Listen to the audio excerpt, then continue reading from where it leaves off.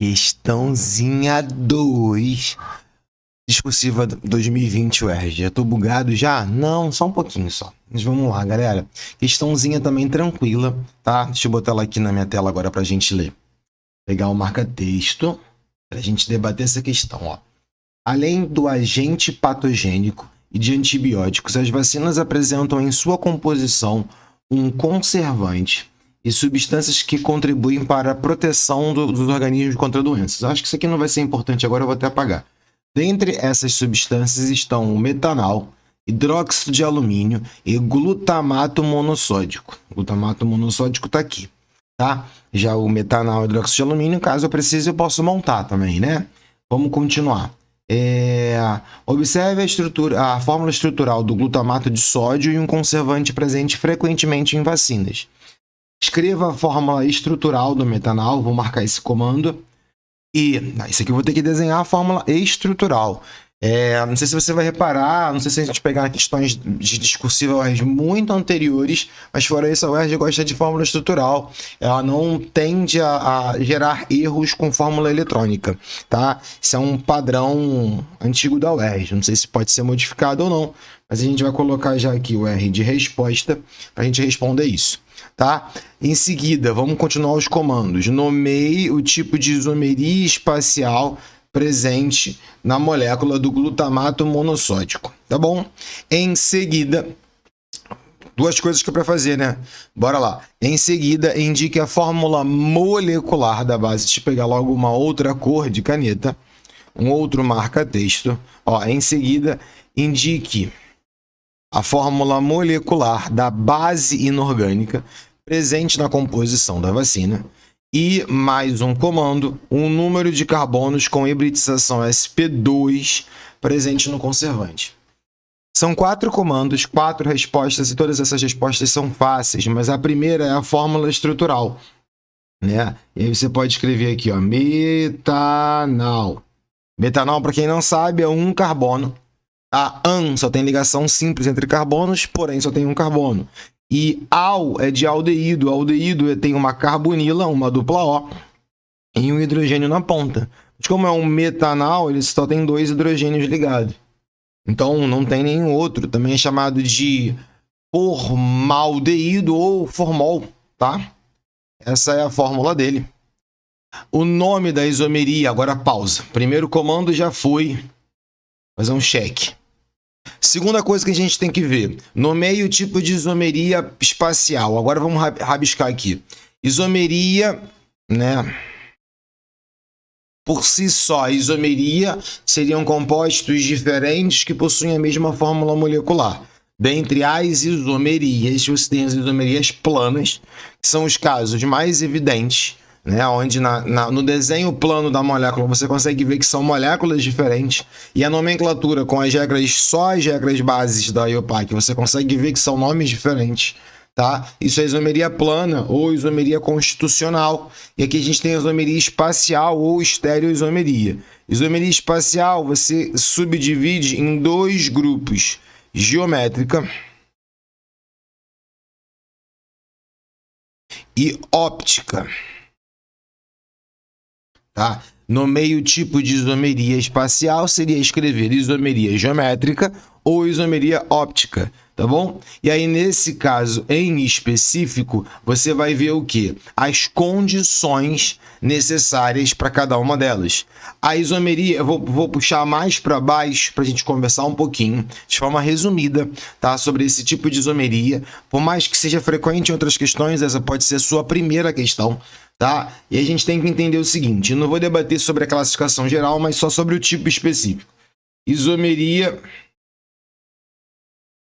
geométrica. A isomeria geométrica, a condição para ter, é um carbono que possui uma dupla entre carbonos, né? Tem outros casos, mas preferencialmente isso.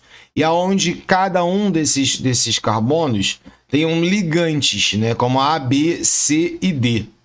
Para que seja isomeria geométrica, A tem que ser diferente de B e C tem que ser diferente de D.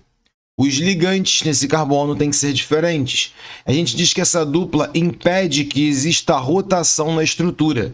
Então, se existe um formato para dois maiores grupamentos do mesmo lado, a gente chama de cis. Se estão em lados opostos, trans, então por isso que é geométrica. Lembrando que não necessariamente é só uma dupla entre carbonos, pode ser uma simples e esses carbonos estarem em um ciclo. Pelo fato deles estarem em um ciclo de 3, 5, 4, 6, 7 ou 8 carbonos, enfim, se eles tiverem ligantes diferentes, podem gerar geometrias diferentes, propriedades diferentes. A, B, C, D. Se você reparar, a molécula em questão, que é o glutamato monossódico, não existe nem dupla entre carbonos, nem cadeia fechada. Então, o que já elimina de lógico a isomeria geométrica. Então, a resposta a gente já sabe que é óptica, mas contextualizando um pouco mais, e se você está gostando dessa explicação, não esqueça, por favor, de ajudar o professor aqui, fazendo um comentário, curtindo esse vídeo. E se você caiu de paraquedas, pode seguir esse perfil. Aproveita também para seguir no Instagram. E outras curiosidades são que tenho projetos para a UERJ. Então, se você está escutando isso há um bom tempo, provavelmente vai acompanhar meu perfil, que está rolando algo para a UERJ, se você está estudando. Beleza? Voltando. A isomeria ótica. Tu vai olhar para o que a gente chama de carbono assimétrico, que é um carbono que está ligado a 4 grupamentos diferentes. Agora sim, vou chamar de A, B, C, D. A diferente de B, diferente de C, diferente de D. Tá, nesse caso eu não estou falando que são átomos diferentes, que nem ali também em cima, são grupamentos diferentes. Se aqui tiver um metil, que é um CH3, e aqui um etil, que é CH2 e CH3, são coisas diferentes. Mesma coisa aqui, tá? Eu tô falando de grupamentos, não átomos. E aí eu vou te dar uma grande dica. Quando a molécula apresenta isso aqui, ó, ela já te dá uma indicação aonde está o carbono assimétrico. Ela não marcou um traço simples, ela marcou um traço mais grosso, quer dizer que está para dentro, para cima do plano. E se for um traço mais fino, pode fazer diferença para o composto. Tá? Então a grande sacada é o seguinte: eu poderia olhar para outros carbonos? Poderia. E eu vou até olhar para um aleatório.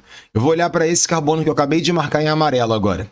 Tá? Quando você olha para esse carbono que eu acabei de marcar em amarelo, você vai reparar o seguinte: você vai reparar que você tem um oxigênio, tá? Você vai ter uma hidroxila e você vai ter ele ligado a um outro C. Como ele faz uma ligação dupla, ele não tem 4 ligantes. Então, se ele não tem 4 ligantes, não tem como contar com ele. Tá bom? Vou continuar nossa informação. Se você olhar para cá, nada, mas se você olhar para cá, ele está ligado a um NH2 para baixo, a esse grupamento inteiro para um lado, a esse grupamento inteiro para o outro lado, e para cima, ó, dando um zoom, e para cima ele está ligado a um hidrogênio. Nossa, a tinta ficou até grossa aqui. Ó. Ele está ligado a um hidrogênio. Então ele está ligado a 4 coisas diferentes. Se eu redesenho essa molécula... Peraí. Deixa eu diminuir aqui, ó. Se eu redesenho essa molécula fazendo isso, ó, e aqui eu coloco um traço fino, escrevo NH2, na verdade não posso botar o H aqui, né? Eu vou esconder ele. Na+, isso aqui torna esse composto como um sal orgânico, tá? Por isso que é glutamato monossódico, né? O sódio aqui e isso aqui é o glutamato, né? Tudo para cá. Esse tracinho aqui para trás significa outro composto. É o isômero ótico dele, por sinal, tá? Voltando à realidade, tirando um pouco do zoom, vamos voltar aqui para cá. Vamos botar a caneta com a tinta correta. A segunda é a isomeria, e aí você pode escrever isomeria óptica. Não é carbono quiral, carbono assimétrico. Carbono assimétrico identifica ele, mas não é a mesma coisa. Aí a terceira pergunta é indique. Lembra que eu marquei aqui, ó? Metanal, hidróxido de alumínio, glutamato monossódico e conservante. Ele quer saber o nome da base inorgânica. A base inorgânica é hidróxido. Hidróxido de alumínio tem alumínio e tem... Deixa eu botar de... Vou botar como se fosse de cinza. É o que eu tô pensando, ó. Alumínio, que tem carga e é um inox fixo mais 3. E aí eu tenho a hidroxila, que tem carga e inox fixo como menos 1.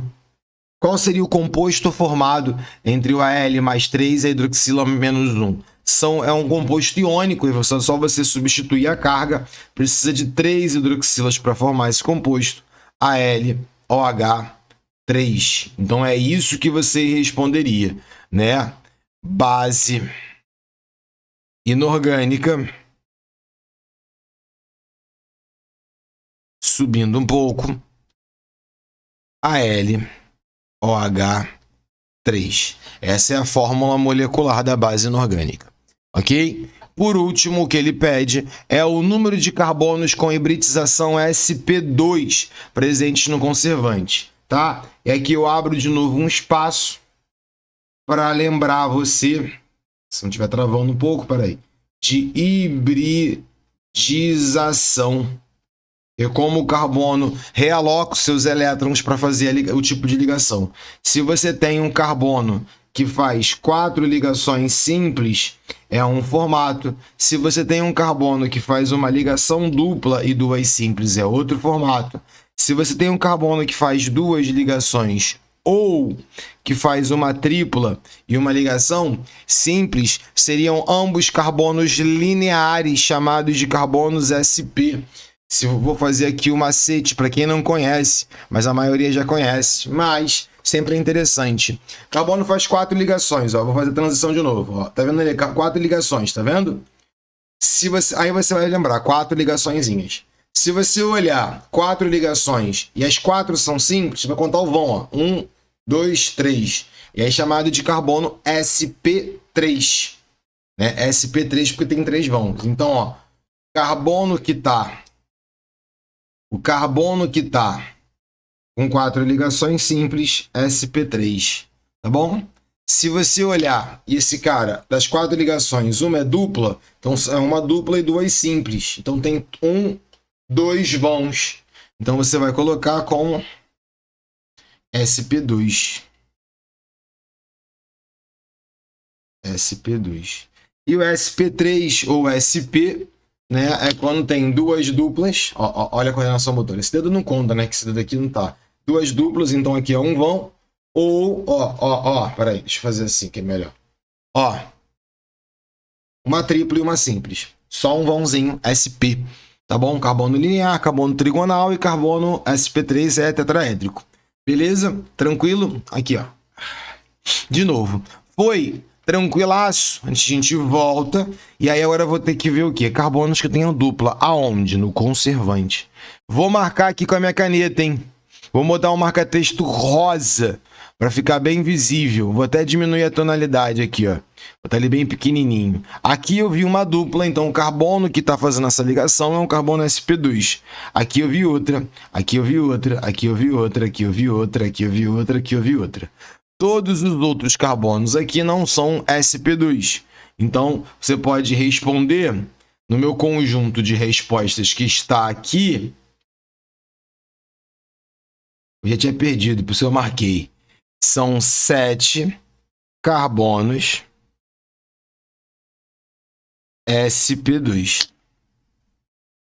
7 carbonos sp2. Foi. Moleza, né? Uma questãozinha bem legal. Segunda questão dessa prova, que são 4 comandos, 4 respostas, mas 4 respostas simples, mas você não pode esquecer nenhuma delas. Cuidado, revisa quais são os comandos de questão. Tá bom? Beleza? Qualquer dúvida, manda a mensagem. Pode colocar aí que eu respondo as mensagens abaixo. Abraço. Até a próxima.